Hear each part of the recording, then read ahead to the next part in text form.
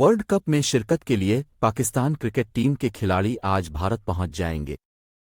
آئی سی سی cricket world cup میں شرکت کے لیے قومی کرکٹ اسکواڈ گزشتہ رات لاہور ایئرپورٹ سے دبئی روانہ ہوا تھا۔ پاکستان کرکٹ ٹیم اس وقت دبئی میں موجود ہے اور شام 4 بجے بھارتی شہر حیدرآباد دکن کے لیے روانہ ہوگی۔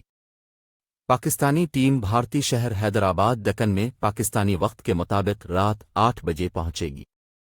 پاکستان کرکٹ ٹیم کے کپتان بابر اعظم کا کہنا ہے کہ ہم ورلڈ کپ کے لیے روانہ ہو چکے ہیں۔ گرین شرٹس میگا ایونٹ سے قبل 2 وارم اپ میچز کھیلے گی جو کہ 29 ستمبر کو نیوزی لینڈ اور 3 اکتوبر کو آسٹریلیا کے خلاف شیڈول ہیں۔ یہ دونوں میچز حیدرآباد میں ہوں گے۔